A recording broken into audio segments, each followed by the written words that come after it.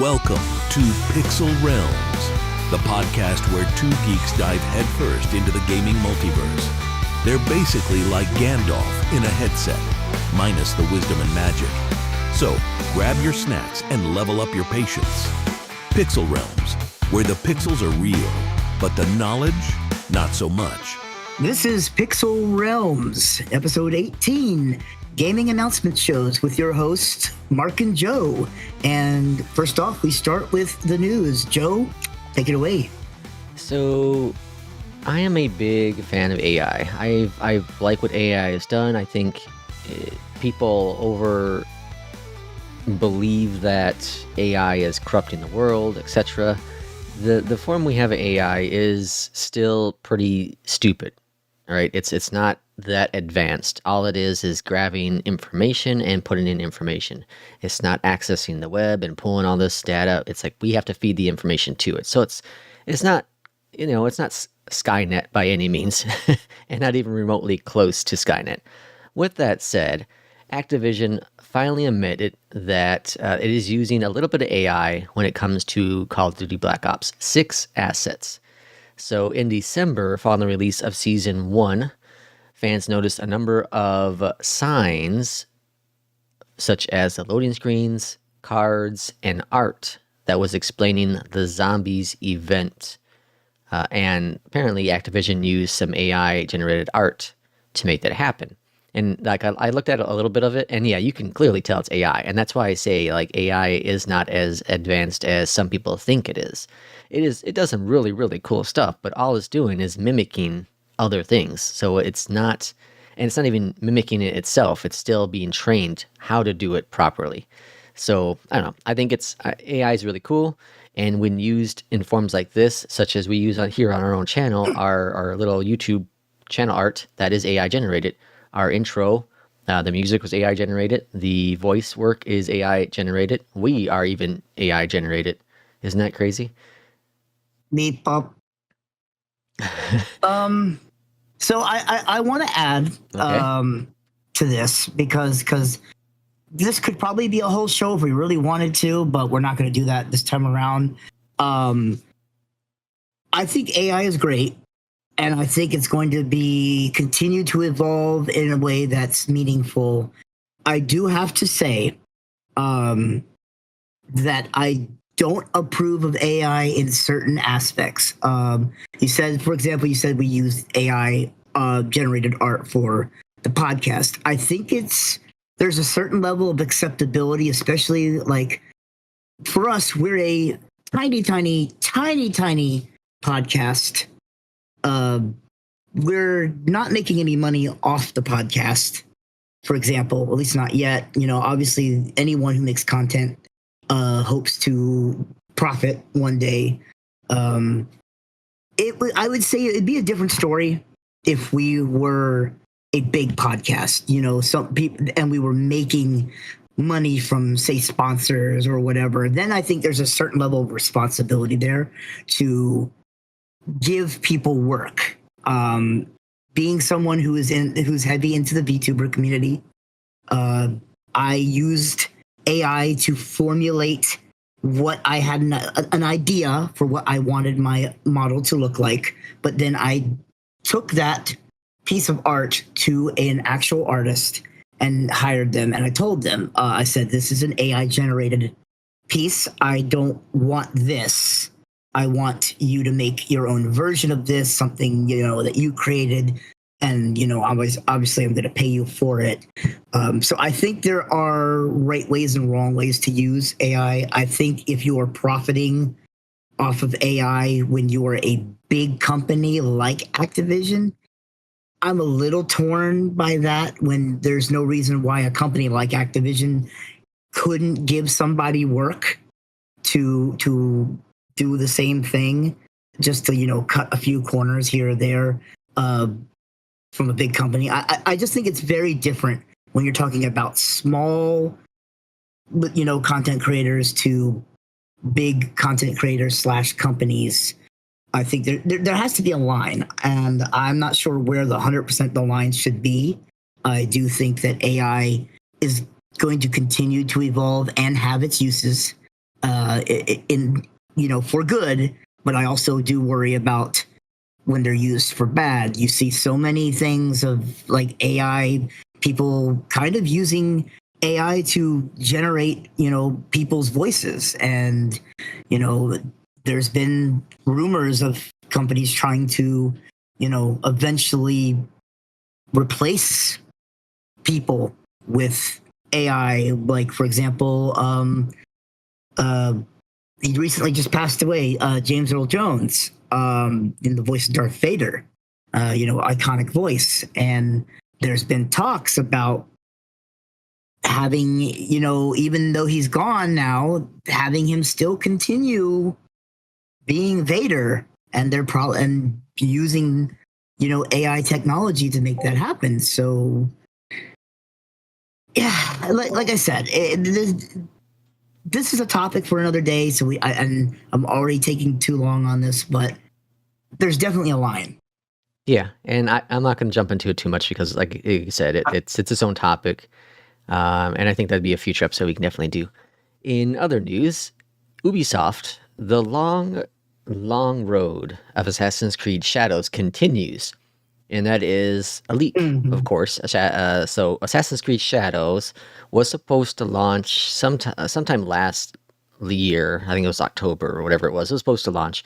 Anyways, because there was so much backlash behind the main protagonists, I think there's two of them. There's a male and female. Because of the fan uproar with that, they pulled the game and they made some story changes. They made some creativity changes and have then pushed the game back to be launching in March. Well, it leaked about a month before launch. And I haven't looked into leaks because I'm not going to look into leaks personally. I'm interested to see where this game goes. I want to see where the reviews go. The early reviews are saying it's not bad. They're saying it's better than Valhalla, and I liked Valhalla. But they say obviously it's not the best Assassin's Creed game, which is tough to argue because there are so many different Assassin's Creed games. And more recently, we've had obviously the open world, with the exception of Mirage, which still is open-ish kind of, but it's a much smaller scale. And I'm someone who was like, Mirage is just a dumb game. It's unnecessary. It's a $40 price tag when they launched it, which is an extremely good price for an Assassin's Creed game, brand new especially. And I had a blast playing it. The great story, the graphics were amazing. The voice work was great. Everything about it was just fantastic. So it gave me hope that the future Assassin's Creed games would be even better. And then we had Shadows. The announcement happened with that. And I was like, okay, well, I guess they didn't learn their lessons. That's Ubisoft for you. Yeah, I was going to say it's Ubisoft. What they don't learn. What else we got, Mark? Oh, well, a couple very, very minuscule, in my opinion, pieces of news, but I felt like they were worth mentioning. So, Monster Hunter Wilds releases, I believe, this week. I think it's the 28th. And that's going to be a huge release. But in a bit of unfortunate news, the game Dauntless, which I think it started in 2018 or 2019. It was a free-to-play alternative to Monster Hunter, and it was a pretty solid game. I thought I played a little bit. I think I put more time into Dauntless than I did any of the Monster Hunter games. If I'm being completely honest. Yeah, I think you're right. I think I did the same. Unfortunately, it is ending its services May 29th of this year. I didn't go deep into the news article. I'm assuming that because it was free to play, that they weren't turning enough profit. And then you've got massive release coming with Wilds. It's gonna probably take over a lot of people's lives. I know as someone who watches Twitch, I know about I think I know at least 10 content creators that I watch. Some of them casually, some of them I watch quite a bit, and all of them are planning on playing it. So, that's going to be a big thing for at least the next week or two. So it's unfortunate that Dauntless is ending, especially because, again, free to play beats, $70 price tag because, especially with the new one coming out, there's no way it's not going to be 70 or 80, bucks and whatnot. Also, another bit of news, a bunch of demos are coming out or have already come out of some pretty anticipated games, some pretty like must-watch type games. I personally have already played at least 3 demos. Just yesterday, I checked out the demo for Mecha Break, which is a basically it's a mobile suit game. If you ever wanted to be in a mobile suit, if you ever wanted to be in a Gundam type show, it's I only played about a half hour of it because I plan on playing the full release. So I just wanted to check out the mechanics and whatnot and see how it ran. It looks gorgeous. It plays really well. I was having a blast with it, and I didn't even get into mech customization, which I know is going to be there. It's probably going to be the best Gundam game that's not Gundam, and it's probably better than the actual Gundam IP games. The demo for another interesting game, Fellowship. It is made by some creators of World of Warcraft. It has a very World of Warcraft art style, but it's essentially like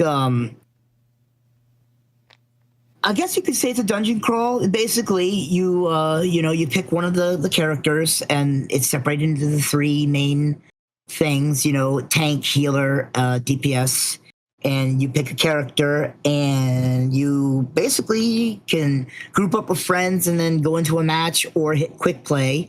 And it's essentially like a dungeon run. You run through the dungeon, killing enemies. You have to meet like a certain percentage, and then you kill the final boss, and you get the loot. And the mechanics are very polished, and it seems that stuff like interrupts are actually going to matter because I was on comms with a friend, and I think a lot of our success in some of the runs we did was because I had someone else on comms with me being like, all right, I'm interrupting this ability. This is the one we need to watch out for. It's the one that's hurting the party the most. It's like, okay, my interrupt's down for 15 seconds. Okay, well, I've got it. The next one, blah, blah, blah.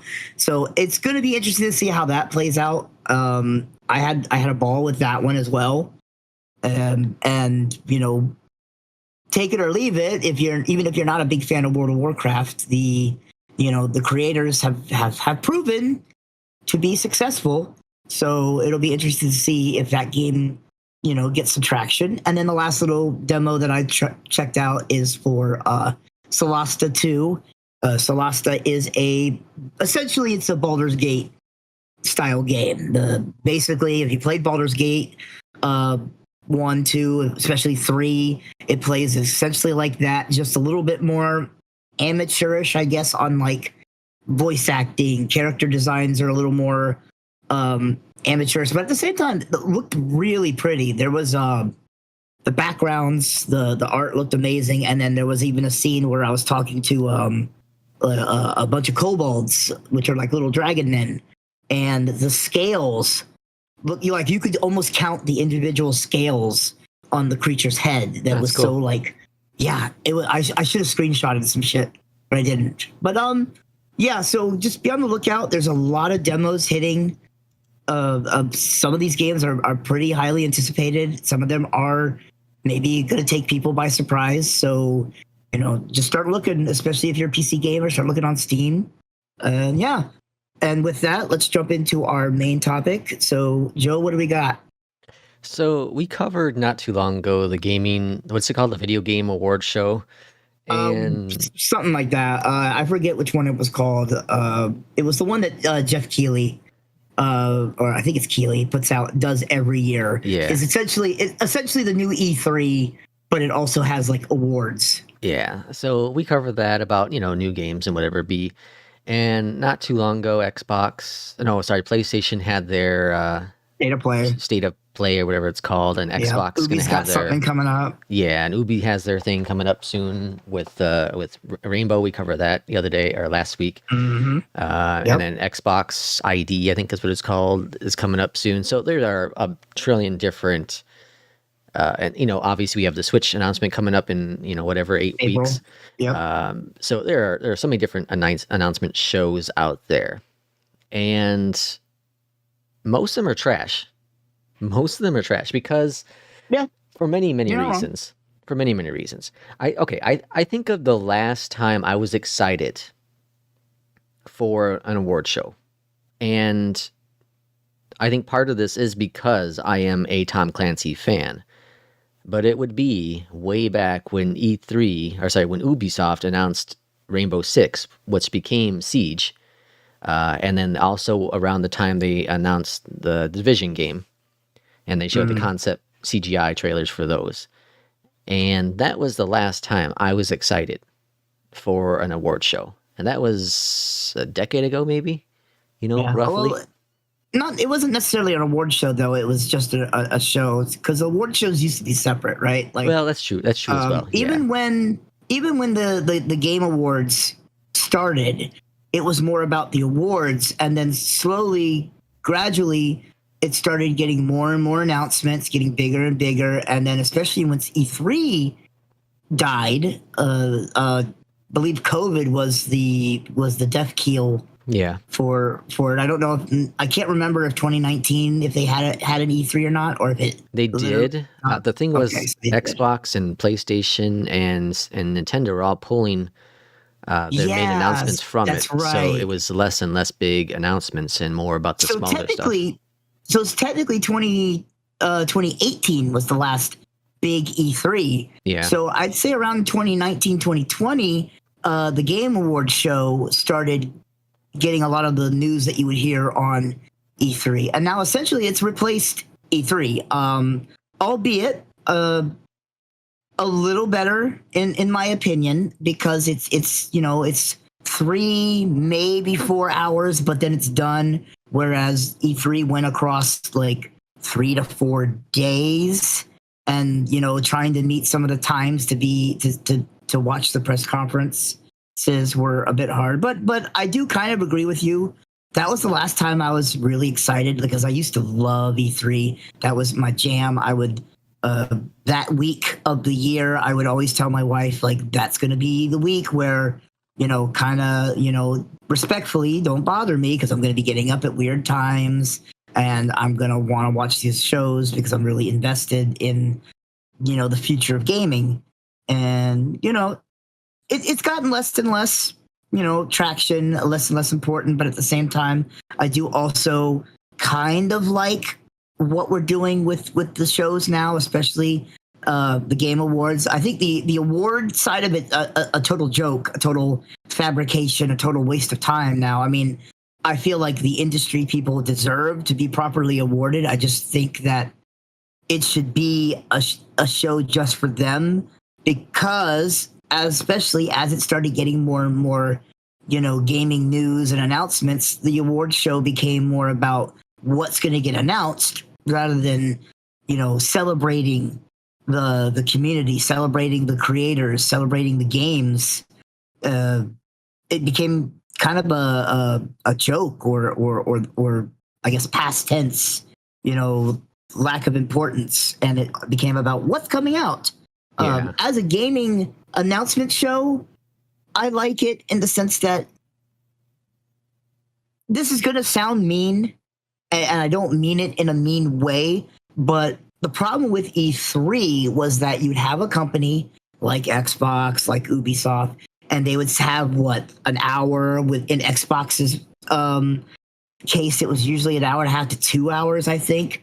And they would have to keep talking in great lengths about the games, maybe try and give you like interviews, about the upcoming game that they're talking about, or show off little, I don't want to say lesser important games, but games that aren't going to be considered big releases. And sometimes it was not bad, but it would leave a bad taste in your mouth, because you know that those games are probably, you know, lesser developed, or they're from a smaller team and maybe don't look as good or doesn't sound as exciting, and they're just getting the spotlight just as much as everybody else. And sometimes less is more with that kind of thing. Mm-hmm. So, you know, I kind of like, at least now, the one good thing I do think that the show does right is that usually it's fairly decently big announcements and not just like, oh, here's random indie game 101, blah, blah, blah, you know, so take it for what you will. I remember one of the coolest experiences ever for a gaming announcement show, and that is when PlayStation had their show in theaters. It was one of the first times they'd done it, and in the little town I was living in at the time, I did not expect them to be there, but they were. And so the event was free. You got free popcorn, you got free drinks, and then you also got a bunch of free merch. So I still have a bunch of the crap that I got for free, cool. posters and badges and whatever it is, lanyards, just so many different things for free. But That the is thing actually was really that cool. it was, the theater was packed. You know, it was one theater, it was the main whatever theater in what's it called, main screen in a theater. And it was jam-packed with just a bunch of nerds, and we were like super excited when the announcements were happening. It was just an amazing experience. And that was the last time I was ever excited. And that was what, 7 years ago? That was the last time I was excited in person for any kind of a gaming show. Now, I never went to E3. Never had the honor to do that, which I thought, I think E3 would have been a hell of an experience. 3 days of just geeking out. Oh man, that would have been amazing.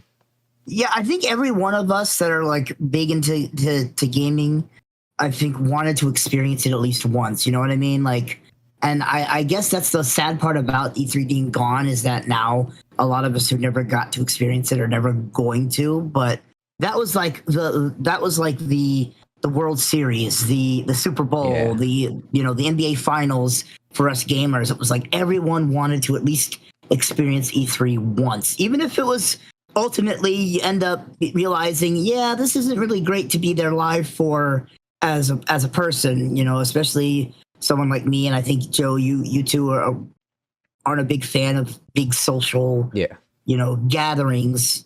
You know, we ultimately might not have enjoyed it as much as we wanted to. It still would have been a cool little bucket list thing of being like, yo, remember that year and blah blah blah where we went to E3? Yeah, exactly. Like, it sucked, but it was awesome. But yeah. Go ahead. Oh, sorry. Go ahead. Okay. Oh shoot, I forgot what I was gonna say now. Go ahead. I gotta think of what I was gonna say. Yeah. Because I wanted to come off of the E3 thing. The two times I was really excited. One of them was the original Switch announcement. Mm-hmm. I was pretty pumped for, and this one's a funny one in the sense that I was excited the year that I want to say it was the 360 that was announced. I wasn't excited for the 360. Mm-hmm. It was either the 360 or the Xbox One, but Xbox came out and they were pretty arrogant, and I just remember them dropping the news about their new console and how much it was going to cost. And they were essentially like, you're going to buy it because it's Xbox. And then proceeded to kind of shit the bed. And I think it was the same year that Sony announced something, and they immediately announced that it was going to be like $100 cheaper. I want to say it was 4. I want to say it was PlayStation 4, but it might have been 3. I really don't remember because I have tiny, goldfish brain, hard remember things, unga bunga. But I just remember that year being like, wow, this is really, really interesting. And then Xbox, because they had crushed the previous cycle. So I think it was 360 going into Xbox One. But I could be wrong. And I just remember Sony casually kind of being like, yeah, and our system's going to be $100 cheaper. And it blew up. it blew up. It smashed, Xbox. It smashed Microsoft. Just obliterated them. I think Switch was the only thing that beat them. And then Sony, of course, did the same thing that Xbox did with the next console when they dropped PS5 and didn't learn from Xbox's lesson and was all confident about it. And and PlayStation sucked, or PlayStation 5 sucked. It still kind of sucks. I've still yet to see a game come out for the system. 10 years in, and there hasn't been a single game come out for it yet? Well, so okay, going slightly back to E3. Yeah. Yeah, I would love to go back in time and be able to go to E3. I don't have any interest in going to the Video Game Awards show. Zero. No. Yeah. I have zero interest. And that just tells you right there a lot about the game show. It's not catered to gamers as much as the title in there is the Video Game Award Show. It's not catered to gamers. It's not created. No. It's not like we watch Sponsors. it because exactly. We watch it because we want to see a trailer, but it's not catered to us nerds and geeks. It's catered to, like you just said, the sponsors. Sponsors, industry people, commercials. How many commercials can they fit in? Yeah. It's very corporate-y. And we covered it like before about how the only plus side that we both feel about the award show is the easy access to press for indie titles. Yes. And if it wasn't for that, Yes. I would wish it would be gone. I'd wish it never Yeah. existed because there's nothing about it that I'm like, oh, wow. When it comes out, like I didn't even know it was coming out until you reminded me a few weeks before. I think it's very important for the industry. I think it's great that some people do get their time in the spotlight. But again, I still think that the game awards, the award aspect should be its own thing and not tied in to the other thing, because I just feel like a lot of those people who worked hard on making those games, they don't get enough time to shine. There's a very rushed atmosphere of, you're taking too long to do your acceptance speeches, you're, this and that. And then there's a lot of like kind of essentially, at least for me, I don't want to speak for anyone else, I feel like a lot of those awards feel rigged sometimes. Yeah. Because they've even said that I think only 10% of the vote is the people, and that there's a council or a committee. I think there's only one game, one award that takes place that's 100% fan voted, and they slap like 30 titles in there.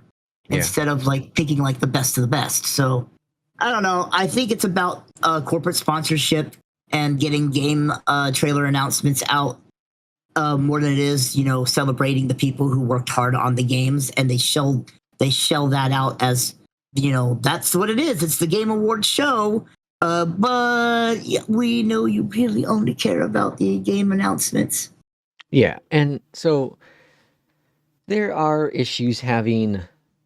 issues having just one big show of E3. There were issues having it a 3-day, and that's what you have for the year. No doubt there was issues with that because developers, publishers have to cater around that time frame. They have to release games based on all that.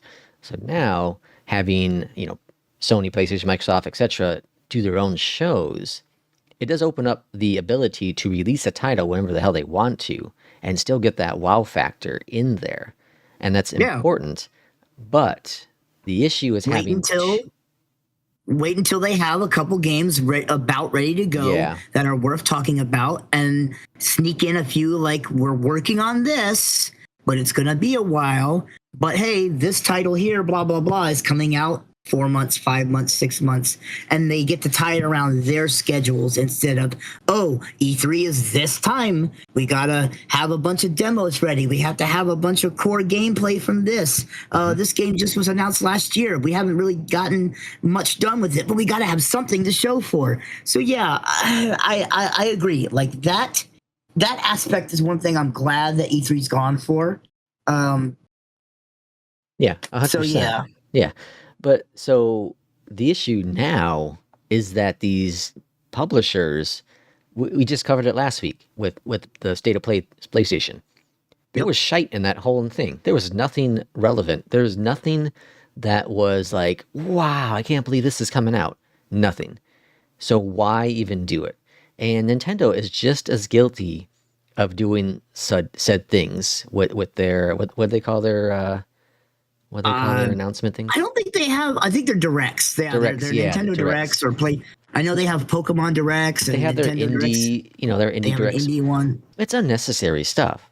It's unnecessary stuff. Like, catered all together, do one once a quarter, once every 6 months or something when you have something actually to talk about.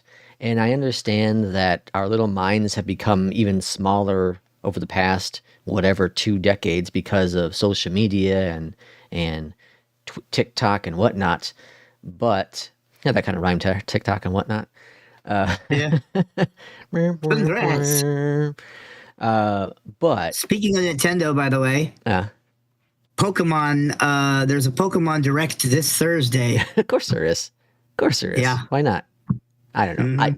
I think I just don't get excited anymore about any of this stuff. Yeah, it's hard to. And I love games. I absolutely love video games. I'm playing Avowed right now, and I didn't know. I knew about Avowed, months ago, but I didn't even know when it was coming out until a few days before launch. And I'm having a blast playing it. Obsidian did a really good job with that, and that's a game that kind of went under the radar, and I think it still is under the radar. I don't know. I don't know if the wow factor is there anymore for titles. I don't know if the surprise is, and maybe it's because of leaks. We just talked about it earlier with the news, Assassin's Creed Shadows being leaked, and we'll have gameplay footage up on the internet probably already. But like maybe it's that. Maybe it's just these publisher developers are afraid of showcasing things because things can get easily leaked, and they don't want it to get out there. We see it with phones. We see it with movies. I remember, you remember this probably, Mark, when the Hulk movie came out, the CGI Hulk movie that came out, whatever it was, 2003, 8, whatever it was, Chris Bana, or Eric Bana. Yeah. It got leaked. It got leaked on the internet. This is back when like dial-up was still the thing. It got leaked on the internet with a non-rendered CGI version. So the version of Hulk he was just a green, super bright green CGI. It wasn't fully rendered with the texture. Yeah. And we're talking, 20 years ago is when that was a leak. So I don't know. It's going to be interesting to see how things go forward. If we see even more announcement shows, or if they do cut back on them. I just think I don't even know if it's all that. I just feel like because a lot of games are I don't want to say samey, right? Like everything's compared. There's nothing unique now. They are very similar. I'm playing like I said, something unique cool. and brand new. Yeah. Avowed's cool, but like it's mixed with a bunch of other games. It's an Obsidian game. So it's Skyrim-ish. It's Dragon Age-ish. It's Outer Worlds, the other Obsidian game. It's being accused of being woke. That's another thing we love on this channel. Yeah, everyone throws DEI in every title in the game, and that's not I'm not going to go down that road because it'll be an hour and a half long show now. And then they throw a $70 price point on it, and a lot of these games being $70 now. It's hard to get excited for a title, especially unless you really, really like a franchise, to know that you're shelling out $70 for, a video game that nowadays doesn't. A lot of them are afraid to do anything new, and it's hard to do. And then, for example, Avowed is $70, and I've heard a lot of people say it's a good game, but it's a good game on Game Pass. But yeah, that's the thing. And there's even people who've speculated that the reason why they put a $70 price tag on the game was to get Game Pass. Was for you to get Game Pass. Yeah. Which is, you either make $70 on the game or someone buys the Game Pass. It's a win-win for them. But it's like, That's the general consensus. Is there, a lot of people have said like Avowed's a very good game, but not for $70. Yeah, And no, not for $70. No, the $60 price tag, the typical 60 would have been fine. 70's definitely an overreach for sure. and that's the fear I think that we might start seeing in games, is that a lot of these games are going to be like, well, this game is really really good, but not for $70, $80, maybe, it's a really good Game Pass title, or a very, good wait until there's a sale title. And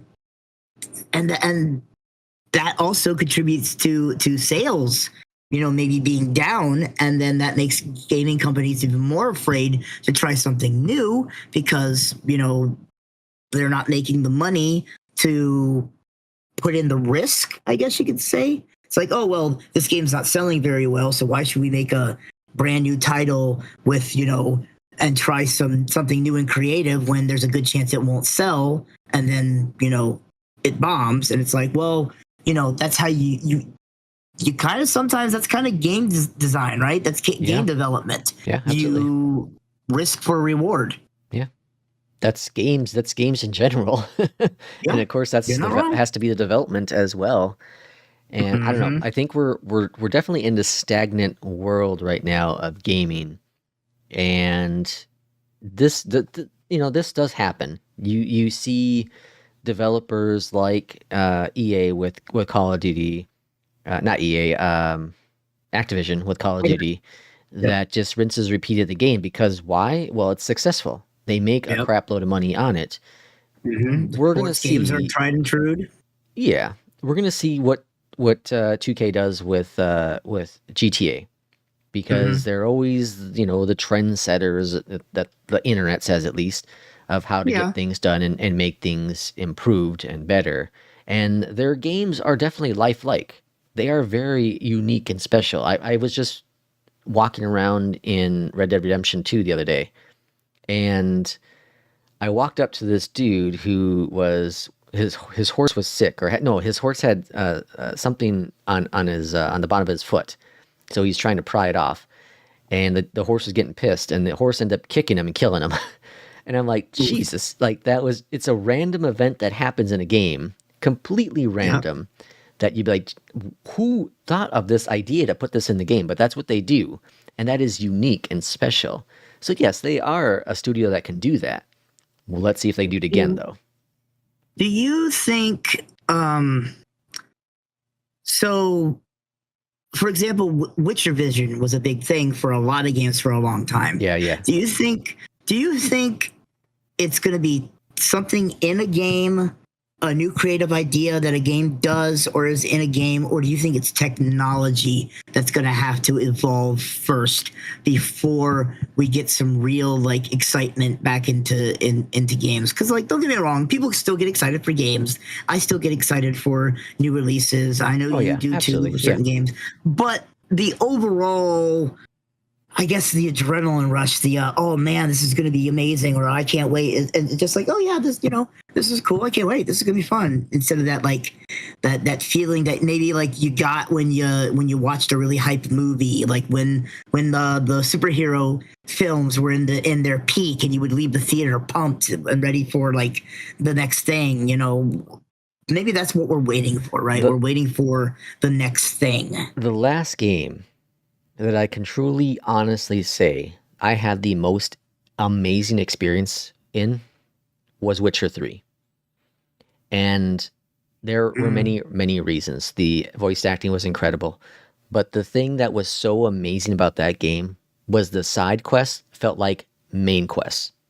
They felt like real big quests. And even though they were side quests and they didn't have the big impact in the world, it wasn't changing the environment of the world, the experience in those side quests were just so amazing. I remember at the time it was just a coworker. She ended up becoming my wife, but I go into work and telling her these stories of these side quests, and she was blown away.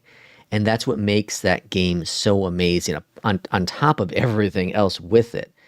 And then, I look at Cyberpunk, which turned out to be a really good game, didn't have that same kind of thing with it, with the quests. The side quests Yeah. weren't as amazing as the main story was. You could take out the main story of Witcher 3 and just do side quests and have an incredible time. What other game Yeah. can you do that with? That's fair. I'd say, I'd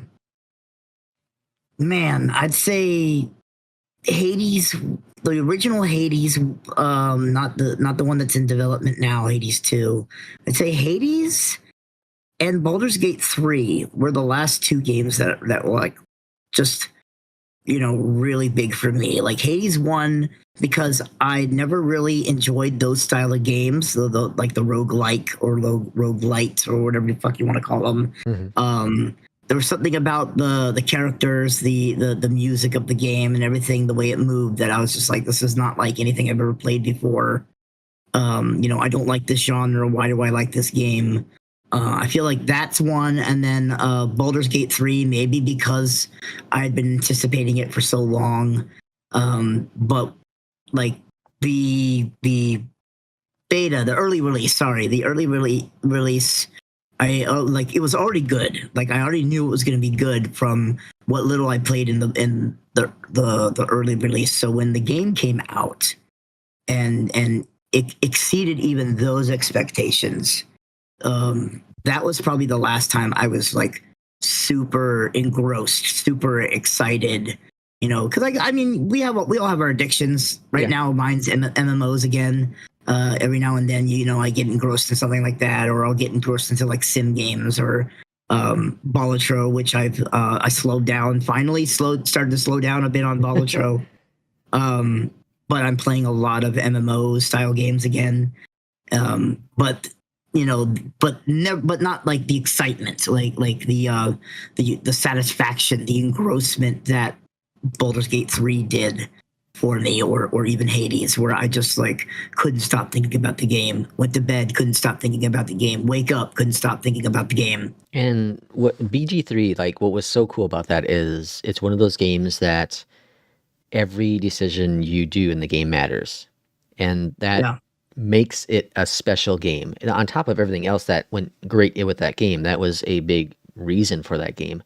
And there is a little bit of that. What's that? And you miss things. I've played. Yeah. I've done 3 or 4 different playthroughs, and I still find new things. Yeah. Or I'll do something with a mechanic that's always been there, but I didn't think you could do, and then realize, oh shit, I can do that. Like so. It's incredible. I'm playing, like I said, I'm playing Avowed, and I did one of the side quests, and entered a new land today. And walking through the land, I saw 2 people, and I'm like, holy crap, is that the 2 people that I help save from the last land, the last world, whatever? And so I went to go talk to them. They're like, hey, thank you so much again. Hey, our life's going really good here. And they're telling about their backstory, and they gave me a reward about it. But that's, if I didn't go talk to them, I wouldn't have got the reward. I wouldn't even realized it was them. I thought that's such a minor detail that not everyone would think about, but they added it into the game. And that's what makes that a special and unique game, because again, what you do matters, not to the extent of BG3 by any means, but even the new Dragon Age game. To a certain point, certain things in that game does matter, especially how you conclude the main stories of your companions. That impacts the main ending of the game itself, and it can go in several different ways. And that's always been how Dragon Age games have been. And I thought was so cool of them to continue doing that trend. Even though they changed so much about Dragon Age with that last game, they still kept that trend going, which is your companions have a major impact on the main story. Yep.